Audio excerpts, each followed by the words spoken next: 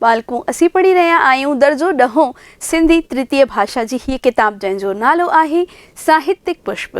असी हिन खां पहिरीं वारो जेको वीडियो हो बालकों उनमें नज़्म पढ़ी हुईसी ऐं हीअ नज़्म हुई चोॾहीं नज़्म ऐं दाता जेका श्री ढोलड़ राही द्वारा लिखियल आहे।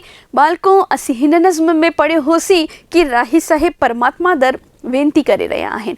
कहिड़ी वेनती करे रहा आहिनि कि शाल असां गुलनि वांगुरु असांजे भारत देश खे जेको असां लाइ गुलशन वांगुरु ई आहे बाग़ीचे वांगुरु आहे महकायूं खुशबू फैलायूं। असांजे देश में अहिड़ा वीर सिपाही पहिरीं थी चुका आहिनि जिन अहिंसा जे माॻ ते हली करे असांजे देश खे आज़ादी ॾियारी। पंहिंजी जान जी परवाह न कंदे पंहिंजे पुठियां परिवार खे छॾे उहे देश मथां कुर्बान थी विया। असां भारतवासियुनि खे अॼु वरी हुननि वीरनि जी ज़रूरत आहे। असीं वापसि असांजे देश खे सोनी चिड़िया था ठाहिणु चाहियूं। असांजे मथां कुदरत जी परमात्मा जी नेमत रही आहे, आशीर्वाद रहियो आहे हुन ख़ुदा जो हुन ईश्वर जो कि असांखे कंहिं बि ॻाल्हि जी का कमी न आहे। पाण भारत अॼु हिन पोज़ीशन में आहे कि हू ॿियनि देशनि जी मदद करे रहियो आहे।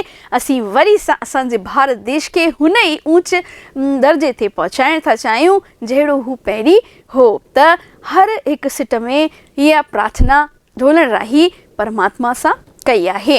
बालकों अचो त ॾिसूं हिन पाठ जा सुवाल ऐं जवाब जेके असांजी दर्सी किताब में पाठ जे ख़त्म थियण खां पोइ ॾिनल आहिनि। नज़्म चोॾहीं ऐं दाता ढोलड़ राही साहिब द्वारा लिखियल आहे। बालकों कविता खे सुठी तरह पढ़ी ॾिसंदा, हिन खां पहिरीं वारे वीडियो खे बि ॾिसंदा, हुनमें असीं पोइ कविता जी व्याख्या कई आहे। अभ्यास प्रश्न में सभिनी खां पहिरीं असांखे सुवाल ॾिनल आहे हवाला ॾेई सम्झायो। या त हवाला ईंदा या लिखियल ईंदो कि हेठियुनि सिटुनि जो मतिलबु सम्झायो। ॾिसूं कहिड़ी सिटूं ॾिनल आहिनि, कहिड़ा हवाला ॾिनल आहिनि। असीं शल ज्ञान ऐं विज्ञान सां भारत खे बहकायूं। हाणे शुरूआति जीअं असीं हवाले जी कंदा आहियूं तीअं ई कंदासीं। हीअ सुंदर सिटूं असांजे दर्सी किताब साहित्यिक पुष्प दर्जो 10 जी नज़्म चोॾहीं ऐं दाता मां वरितल आहिनि। ही कॉमन लाइनूं आहिनि बालकों, तव्हांखे सुठी तरह यादि थी वियूं हूंदियूं। गॾोगॾु असां जेके आहिनि हिननि लाइनुनि खे अंडरलाइन करे ईंदासीं जेॾी महिल हिननि जा जवाब असीं लिखंदासीं। हीअ नज़्म हाणे मां तव्हांखे ॿुधायो कि असां 2 लाइनूं कवि जे बारे में बि लिखी सघूं था, त लिखूं। सिंधी कवि ऐं गायक अकादमी अवॉर्ड हासिल कयल श्री ढोलड़ राही पारां लिखियल आहिनि। ठीकु आहे बालकों, त हीअ जेके थियूं इहे स्टार्टिंग कीअं असांखे करणी आहे, शुरूआति कीअं असांखे हवाले जी करणी आहे, उहा हिन में असीं कईसीं। अचो त पढ़ूं हाणे हवाले खे खोले कीअं सम्झाईंदासीं उहो। हिननि सिटुनि में ढोलड़ राही साहिब परमात्मा खे वेनती करे रहिया आहिनि। छा करे रहिया आहिनि? ऐं दाता हिन कविता जो जीअं कि शीर्षक आहे त ढोलड़ राही साहिब परमात्मा खे वेनती करे रहिया आहिनि, प्रार्थना करे रहिया आहिनि कि हे परमात्मा असांखे अहिड़ी शक्ति ॾे कि असीं ज्ञान ऐं विज्ञान सां भारत जो नालो छा करे सघूं, रोशन करे सघूं। त हिननि सिटुनि में ढोलड़ राही साहिब कविता में परमात्मा खे प्रार्थना करे रहिया आहिनि कि असांखे अहिड़ी शक्ति अहिड़ी सम्झ ॾे कि असां ज्ञान विज्ञान जे ज़रिए असांजे भारत जो नालो करे सघूं। हाणे हीअ हिकिड़ी थॉट सोच वीचार पूरो थियो। ॿियो असां मुड़ंदासीं। हिननि सिटुनि में राही साहिब ईश्वर दर वेनती करे रहिया आहिनि कि असांजे देशवासियुनि खे अहिड़ी ॿुधी ऐं शक्ति ॾे कि असां नित नओं ज्ञान हासिल कयूं ऐं नया नया आविष्कार करे भारत जो नालो रोशन कयूं। असां छा कयूं? भारत जो नालो रोशन करे सघूं। त हिननि सिटुनि में इहो ई सम्झायो वियो आहे बालकों कि परमात्मा दर राही साहिब वेनती करे रहिया आहिनि कि हे परमात्मा असांखे अहिड़ी शक्ति हिमत ॾे, असांखे अहिड़ी जेकी सम्झ ऐं ॿुधी ॾे कि असां पंहिंजे भारत जो नालो रोशन करे सघूं। ॾिसूं त ॿियो हवालो कहिड़ो लिखियल आहे। ॿियो सुवाल यानी हवालो ॿियो आहे इहो, जगत में हिंद जो नालो सदा जरकाए ज्योतियुनि सां। हाणे हिन में शुरूआति ॾिसो बालको, मां हिन खे जेको ॿियों पैराग्राफ हिन जो थींदो उन सां कई आहे। इम्तिहाननि में हर हिकु हवाले में तव्हांखे स्टार्टिंग वारियूं इंट्रोडक्शन वारियूं लाइनूं ज़रूरु लिखी अचणियूं आहिनि कि हीअ सुंदर सिटूं असांजे दर्सी किताब मां खयल आहिनि, कवि हीअ आहिनि या लेखक हीअ आहिनि, ऐं 2 लाइनूं असांखे कवि जे बारे में लिखी अचणियूं आहिनि। हुन खां पोइ असांखे हिन जो जवाबु शुरू करिणो आहे। कंहिंमें करिणो आहे इहो? केवल हवाले में या मतिलबु सम्झायो तंहिंमें असांखे लिखिणो आहे। सुवालनि जे जवाब में असांखे ईअं न लिखी अचिणो आहे। हिननि सिटुनि में राही साहिब परमात्मा खे वेनती था कनि कि हे परमात्मा तूं असांखे एतिरी शक्ति ॾे कि असांजा देशवासी अहिड़ी महिनत कनि कि सफलता हासिल कर कि सॼे हिन जगत में, सॼे संसार में हिंदुस्तान जो छा थी वञे, नालो थिए, यानी कि नामूस फैलिजे, खुशबू फैलिजी वञे असांजे भारत देश जी कि ॾिसो भारत केतिरी न तरक़ी करे रहियो आहे, भारत जा भारतवासी हिंदुस्तानी केतिरा न क़ाबिल आहिनि त जगत में हिंद जो नालो सदा जरकाए ज्योतियुनि सां, कंहिं वांगुरु जरकाए, जोत वांगुरु।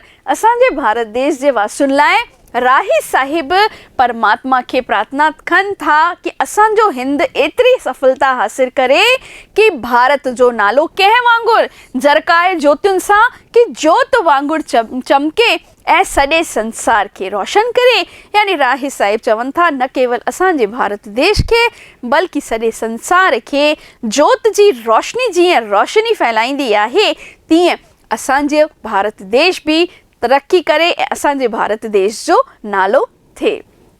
हाणे ही त 2 हवाला ॾिनल आहिनि। इम्तिहाननि जे हिसाब सां बारको असां तयारी कयूं पिया त असांखे सॼी कविता खे सुठी तरह पढ़णो आहे, छाकाणि त कविता में ज़रूरी न आहे कि उहे लाइनूं जेके कविता जूं पुठियां ॾिनल आहिनि हवालो उहो ई अचे, का बि कविता जी जेका सिट अची सघे थी। हेठियनि सुवालनि जा जवाब लिखो। इहो असांजो ॿियो सुवालु आहे ऐं हाणे इन में शब्द सीमा न ॾिनल आहे त असां पूरो जवाबु जेतिरे बि अखरनि में थिए थो उहो हिते लिखंदासीं। सवली, सुठी, उम्दा भाषा में लिखंदासीं। भाषा जो ध्यानु तव्हांखे रखिणो आहे। भारतवासी दाता खां कहिड़ो दान थो घुरे? हाणे ॾिसूं कहिड़ा दान था घुरनि। भारतवासी दाता खां नेक दिल इंसान ठहण जो दान घुरी रहिया आहिनि। यानी हीअ कविता भारतवासियुनि द्वारा ही राही साहिब लिखी आहे कि असां भारतवासी परमात्मा छा दान घुरी रहिया आहियूं। असां छा दान घुरी रहिया आहियूं कि नेक दिल इंसान ठहण जो दान घुरी रहिया आहियूं। हिन कविता जे माध्यम सां राही साहिब परमात्मा खे वेनती कनि था कि ऐं परमात्मा छा वेनती करे रहिया आहिनि, ऐं परमात्मा असांखे अहिड़ी शक्ति ॾे कि असां हमेशह ॿियनि जी भलाई सोचूं ऐं बदी खां दूर रहूं। बदी यानी बुराई खां असीं छा रहूं, दूर रहूं। कि कहिड़ी प्रार्थना करे रहिया आहिनि असांजा भारतवासी ईश्वर खां प्रार्थना करे रहिया आहिनि कि परमात्मा असांखे ॿियनि जी भलाई करण जी शक्ति ॾे, कंहिंजो बि बुरो न कयूं। असीं नेकी करण वारा यानी भलाई करण वारा, नेकी थींदी आहे बालको सभिनी जी भलाई करण वारा या सुठो सोचण वारा, भलो करण वारा असीं जेके आहिनि इंसान, नेक दिल इंसान असीं ठहूं। ऐं इहा ई प्रार्थना भारतवासी परमात्मा सां करे रहिया आहिनि। छाकाणि त हर हिकु सिट में अंत में स्टैंजा में ऐं दाता जो इस्तेमालु कयो वियो आहे त हीअ हिकिड़ी प्रार्थना चइबी, हिकिड़ी वेनती चइबी ईश्वर जे के असां भारतवासियुनि द्वारा। ॿियो सुवालु ॾिसूं कहिड़ो आहे। ऐं दाता कविता जो छा लिखिणो आहे असांखे बालको? सार लिखिणो आहे, सारांश लिखिणो आहे। इम्पॉर्टेंट आहे, इन करे अची सघे थो सुठी तरह कविता सम्झणी आहे, पढ़णी आहे। ॾिसो त सार कीअं लिखंदासीं। ऐं दाता कविता श्री ढोलण राही द्वारा लिखियल आहे। राही साहिब परमात्मा खे हिन कविता में प्रार्थना कंदे लिखनि था कि हे परमात्मा असांखे एकता ऐं प्रेम जो दान ॾे। कहिड़ो दान घुरे रहिया आहियूं? शुरूआत जी लाइनुनि में ई आहे न कि एकता ऐं प्रेम जो दान ॾे ऐं दाता। त राही साहिब परमात्मा खां एकता ऐं प्रेम जो दान घुरी रहिया आहिनि। असीं सभु भारतवासी एकता सां रहूं ऐं प्रेम सां रहूं। हमेशह ॿियनि जी भलाई जे बारे में सोचूं ऐं नेक दिल इंसान बणूं। छा हिन में शुरूआत खां वठी यानी सार थींदो आहे कि पॉइंट पॉइंट ठाहे करे बि तव्हां लिखी सघो था।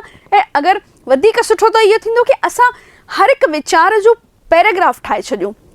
यानी हिन कविता में जीअं 4 त पॉइंट आहिनि ऐं 2 शुरूआती लाइनूं आहिनि, त पहिरीं 2 शुरूआती लाइनुनि खे सम्झाए छॾियूं, वरी 4 पॉइंट जा 4 पैराग्राफ, यानी कुल मिलाए करे 5 पैराग्राफ या 6 पैराग्राफ में मैक्सिमम 6 या 7, बस 7 खां वधीक पैराग्राफ में आंसर असांखे न लिखिणो आहे, छाकाणि त कविता ई असांजी हेतिरी ॾिनल आहे। 4 पॉइंट जी कविता आहे, 2 सीटूं मथां जूं आहिनि, त शुरूआत करे ऐं अंत जा 2 पैराग्राफ मिलाए छॾियूं त कुल मिलाए 7 पैराग्राफ हिन जा असीं लिखी सघूं था। ऐं इहो ई करिणो आहे बालको, छाकाणि त हर हिकु अगरि लाइनुनि जो असां सारांश ॾिसूं त उहो ई आहे कि परमात्मा दर वेनती करे रहिया आहिनि कि असां भारतवासी तरक़ी कयूं, इहा वेनती थी रही आहे। पर अलॻि अलॻि वीचार बि समायल आहिनि, अंदरि सब पॉइंट्स आहिनि, उन्हनि खे ॾेखारींदे असां छा कयो आहे, हिकु हिकु पैराग्राफ ठाहे छॾियो आहे।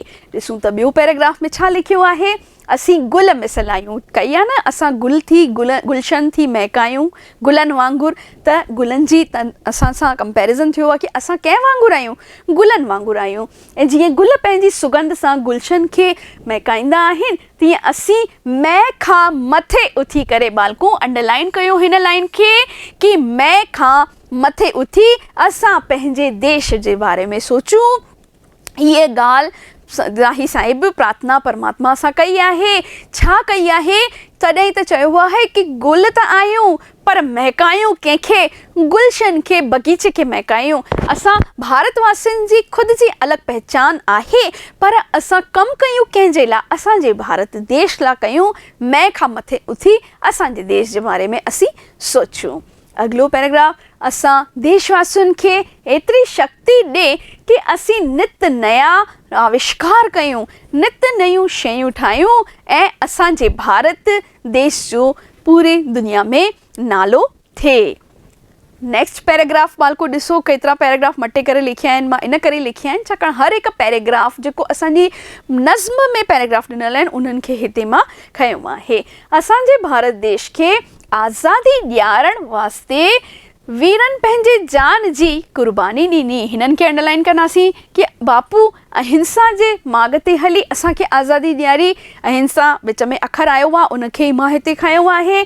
कवि परमात्मा खे वेनती थो करे, हर हर प्रार्थना करे रहिया आहिनि ढोलण राही साहिब कि असांजी जान खे बि वतन मथां कुर्बान करिणो पवे त असीं छा रहूं, असीं तयारु रहूं।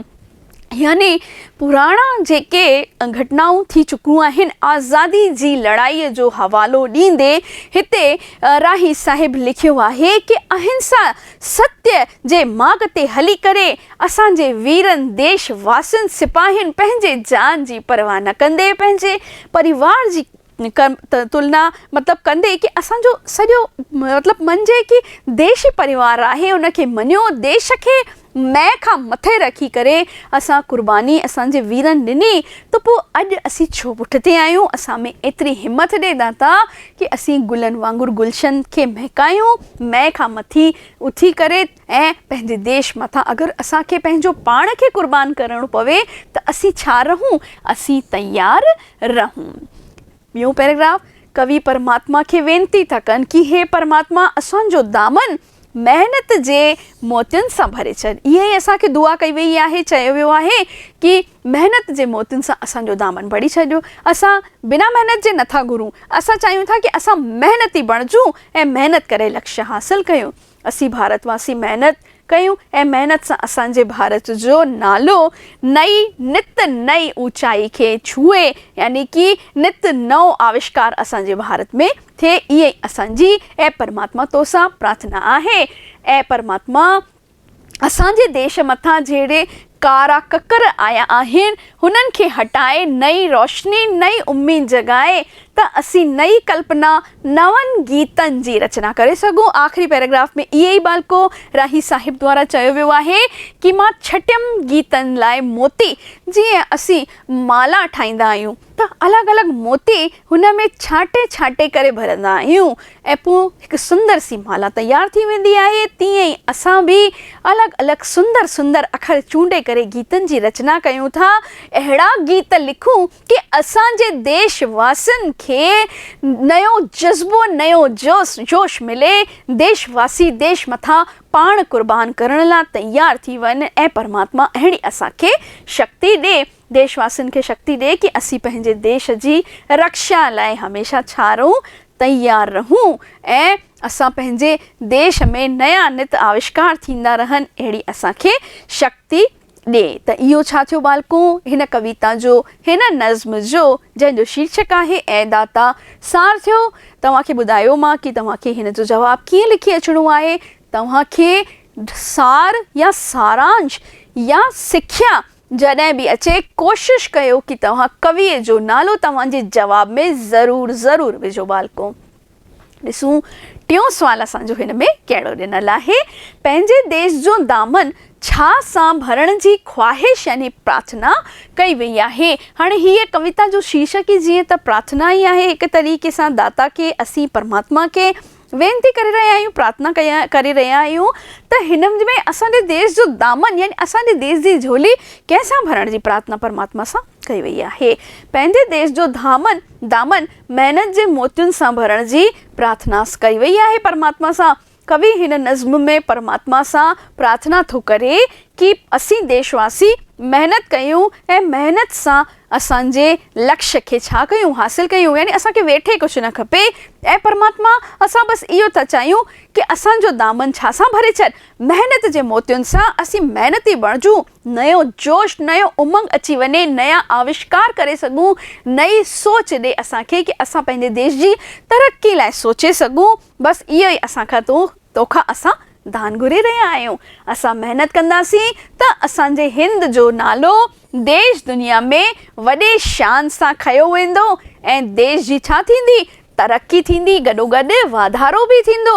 यानी असीं पंहिंजे वाधारे लाइ, पंहिंजी तरक़ी लाइ न, असीं पंहिंजे देश जे वाधारे, असीं पंहिंजे देश जी तरक़ी लाइ, असांजे देश जो नालो थिए, उन लाइ तोसां प्रार्थना करे रहिया आहियूं। ही सुवाल ऐं जवाब बालको हिते ई ख़तमु थिया। इहे सुवाल ऐं हुननि जा जवाब तव्हांजी कॉपीअ में लिखंदा। इम्तिहाननि जे हिसाब सां नज़्म इम्पॉर्टेंट आहे, महत्वपूर्ण आहे, सुठी सवली भाषा में लिखियलु आहे। असां जवाब ठाहींदासीं बालको त उहे जवाब असांखे उम्दा भाषा में, ध्यानु रखंदे कि भई अहिड़ी भाषा जो इस्तेमालु न कयूं जेका साहित्य लेखन जे विरुद्ध हुजे। सुठी उम्दा भाषा में जवाब हिते जीअं ठाहे लिखिया आहिनि मां, तीअं ई तव्हां बि लिखंदा।